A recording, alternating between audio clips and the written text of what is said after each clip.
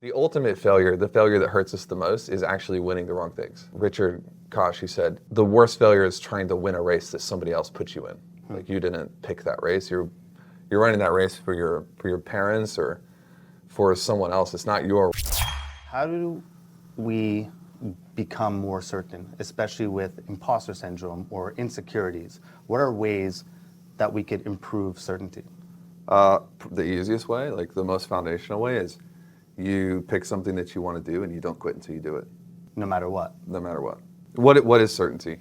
Let's define that. Certainty is you know it's going to happen.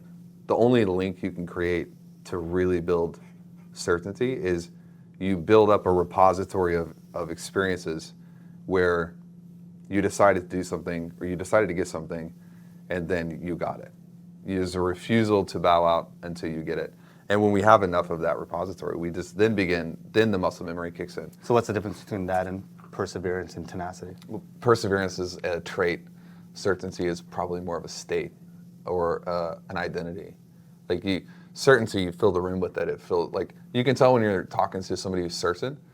And I think tenacity is more of a tool to get a timeline moved up. Tenacity, and better than tenacity, would probably just be resilience. Resilience would be tenacity pro rata distributed over a long period of time. But it's the same thing, right? It's not giving up until you get what you want. So does resilience, perseverance, tenacity, all that help you become more certain? It helps you. I think tenacity it tends to be more aggressive. So tenacity is Bill Gates and John Rockefeller and these guys who were like, they were ferocious and aggressive. Whereas resilience tends to be more of at least the way that I view it, is more of like, Elon just doesn't quit. Like, it doesn't matter. He'll just never quit. And so that's why I would say resilience is more of a longer term tenacity applied to difficult things over and over and over again. But if certainty is never quitting until you get what you want, you're also a big advocate of sometimes it's good to quit. Quitting the wrong things, yeah. Yeah, so how do you know if you're building certainty doing the right things or the wrong things? And how do you know if you should quit if that will affect your certainty? It's a wonderful question. You pick the right things. Because that's the ultimate failure, the failure that hurts us the most, is actually winning the wrong things. So we're training on this tomorrow of like, how do you set, I think it's Richard Koch, he said, the worst failure is trying to win a race that somebody else put you in. Like, you didn't pick that race. You're running that race for your parents or for someone else. It's not your race. And so we mess up our certainty. We mess up our internal state when we're doing a bunch of things that don't really matter to us. They're not really meaningful to us. And that's when we lose our torque. So to go back to the original philosophy of like quitting the wrong things, that saying of like winners never quit and quitters never win is bogus. Like, it's dumb. Because if you're a winner, you have to have the ability to say, this is not what I want anymore. Like, this is not important to me anymore. But that's different than giving up because there's resistance. I can see how that might create uncertainty, though. If you're saying, you stuck to something for so long and you're like, this just isn't the right thing anymore, I gotta leave, that can make you uncertain of like, can I even decide or differentiate between the right and the wrong things, which takes you down a rabbit hole of being uncertain. Let's use you as an example. Let's not. No, I'm kidding. Go. Or we can use me. No, okay. go. Okay, so are you certain that you will always be there for your kids? I'd like to think so. Yeah. I'd like to think so, but I mean, I could get hit by a car tomorrow, so I can't be 100% certain. Well, that's not what I'm talking about. Are you certain that you'll always be a good dad as so long as your intellect is kicking in? So long as that you're living and again. breathing, are you certain that you will prioritize your kids? Yes. Are you certain that you will always prioritize the relationships that matter to you? Less. Okay. Are you certain that you will always be in this specific line of business? No. Okay. So now we have a hierarchy of things inside of this concept of certainty. And the hierarchy reflects your values, which ties us back to DeMartini. The things that you are most committed to are the things that you value the highest. And that's where you need certainty the most. why would we quit something that is no longer important to us? It's because it's violating a different value that's more important to us. That's a healthy thing. That's really good for us.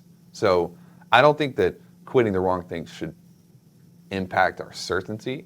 I think that we should make sure that we are aware of what's driving us, why it's driving us, and subscribe to the philosophy that I will only invest my effort into the things that are the most important to what I actually want.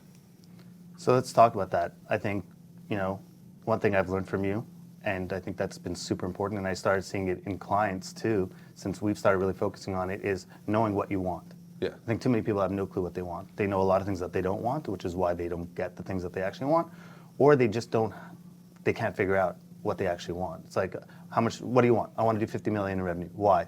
I don't know. Well, what if you did 20 million and you made, $50 million profit? Yeah, that's good. So it's like they have no clue what they want. What would you tell the listeners in terms of what's a good process to actually learn how to figure out what you want? It's one of the hardest things. And I've spoken to people, say, what do you want? Even for myself, for me to sit down and actually figure out and learn how to do it was one of the hardest things such an easy question if you think about it, but so hard to actually sit down and think about are the heuristics, what's involved in actually, if you could help the listeners figure out what they want or even learn to sit and think better. Visualization, morning formula stuff, like try it on. Part of it depends on if you're a deductive thinker.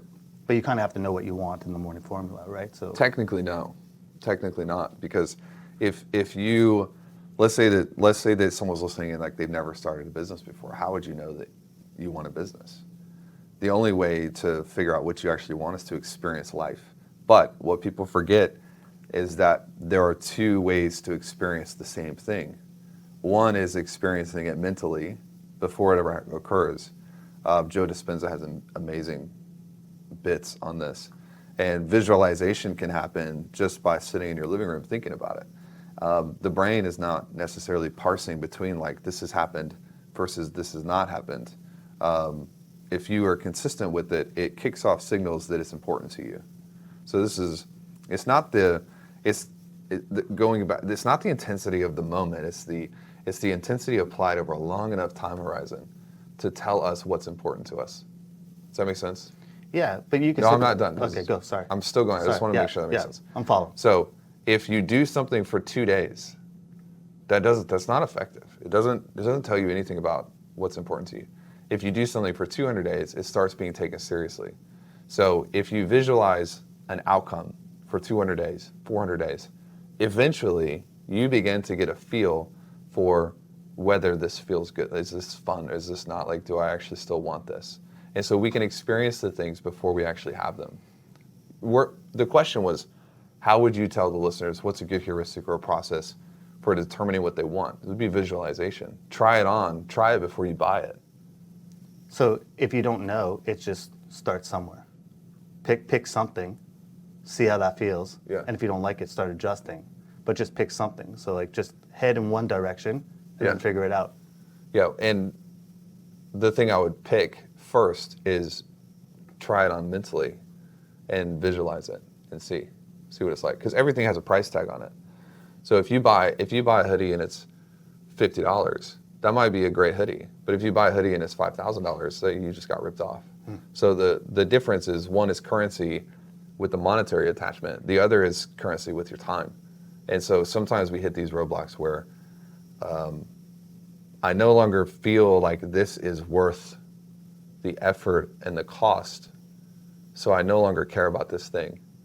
And that is when I think quitting actually becomes healthy, because you're overpaying for it.